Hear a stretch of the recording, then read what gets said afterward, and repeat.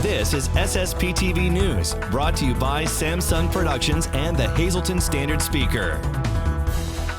Helping keep kids and adults safe on the roads, we talk with a member of the Pennsylvania State Police next. Hello everyone, and thank you for joining us for a whole new week of local information from SSPTV and the Hazleton Standard Speaker. I'm Ken Cara, and let's get started.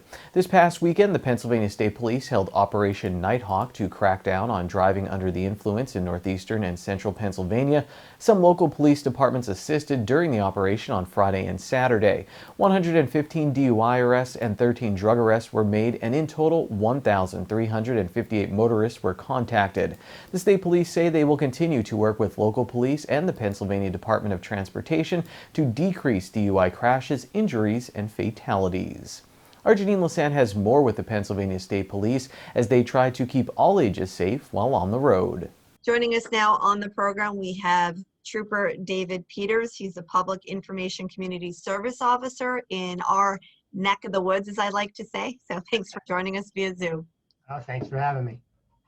So Child Passenger Safety Week is upon us, and this is something where we draw awareness for the week about the importance of having your child in a safety seat in their vehicle. Correct. It should be something that people are aware of all year round, but yes, during this week we like to bring light to the safety features and make parents realize the proper seat they should, and understanding what a car seat actually does for their child. I mean, car accidents, car collision, as to say, they are the leading cause of death for young individuals. And not having them properly seatbelted, even for their parents not being properly seatbelted, can sometimes result in a serious injury and or death. So it's very important that they understand how to, maybe understanding car seats, but also understanding the reasons why they should have it properly installed for their child. I can remember back to when I had my first child. I actually sat at the police barracks crying with my safety seat in the box because I was so stressed out on how to put this safety seat in. You offer at the police barracks instruction, hands-on on how to install these car seats. Is that going on during COVID, or how can people get help? Yeah, it is still going on. Normally each station and troop end areas, so like Bloomsburg, Lehigh, and Hazleton, Fern Ridge, and Stroudsburg, they have designated days, like the first week of the month on a Tuesday, people can just come in and get their car seat done. But because of COVID, they've asked us to do them by appointments. So we have always done it. We don't push people and make them wait. If you call and we have the time that we're available, we'll end up, help you put your car seat in. And that's the thing people don't realize. We don't put the seat in for you. Okay. We help instruct you so you know how to do it, because once you leave us, you're the one that's got to keep taking it out of the car or making sure something is tight. So we want them to be aware of that, and that's really where the education comes in. People just kind of get it brand new, and they didn't read their car manual to see where the seat's going to be being placed. Does the vehicle have a latch? Are we using a seat belt? What type of seat belts are in my car? And then they go and buy a seat, and sometimes the most expensive isn't the right compatible fit for your child. So you really want to read the instructions on everything that you're doing from the car to the car seat that you're about to purchase. We do understand it's overwhelming. Sometimes the seats are difficult, even for us, to get where we need them to be so they're the right level and right tightness. Forward and backward facing. How do we know when to turn that around? At what age? At what weight? Well, a child has to be rear facing for 2 years. Okay. Regardless, I get a lot of questions.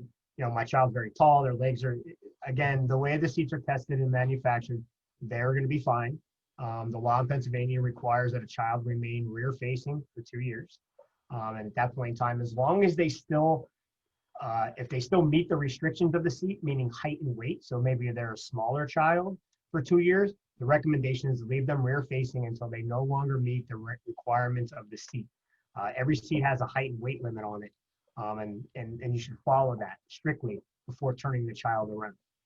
And some of them have expiration dates when it comes to the harness and such things like that. So it's important to really know what kind of seat you purchased and what it's going to do for the child. So again, reading the manual, calling ahead to the barracks. What is the phone number that they can call for that information?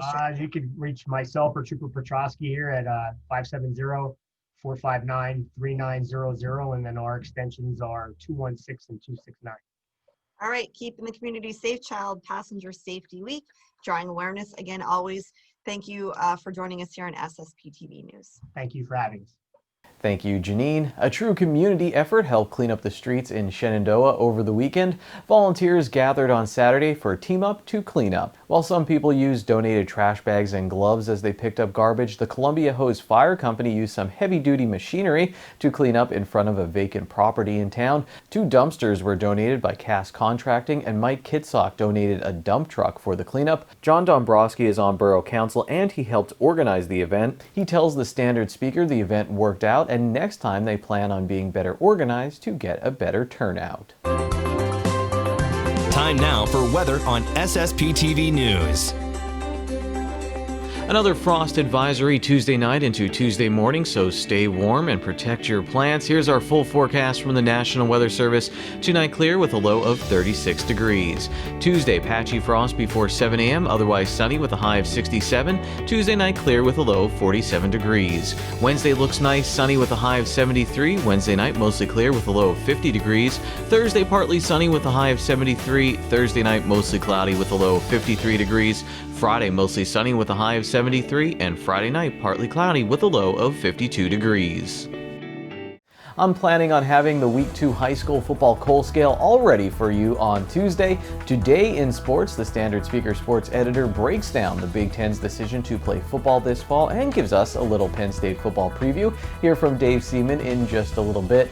And next, our Janine Lasan has the details on this year's Hazelton Half Marathon. And in the SSP TV Spotlight, the team from our show It's Your Health talks about bacteria and gut health.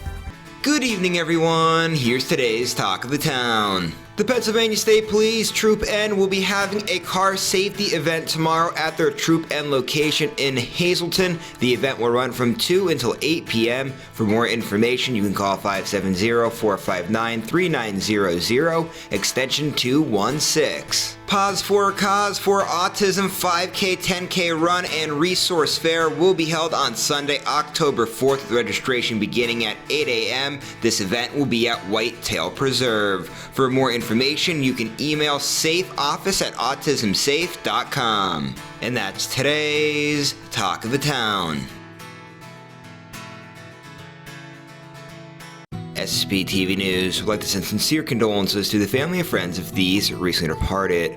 Irene M. Fox, age 96, of Drums. The Butler Chapel of the Crofton Youth Funeral Home will announce their arrangements. Marion T. Kovic, age 91, of McAdoo. Services will be private under the Stanley Ian Losky Funeral Home. And Mary Elizabeth Villano, age 90, of Drums. Mass will be Tuesday at 10 a.m. at Good Shepherd Roman Catholic Church. Friends may call Tuesday from 9 to 10 a.m. at the church. The Harmon Funeral Home in Drums is in charge of arrangements. Today's social and obituary report is brought to you by Harmon Funeral Homes and Crematory. Call 570-788-0977 or go to harmonfuneral.com.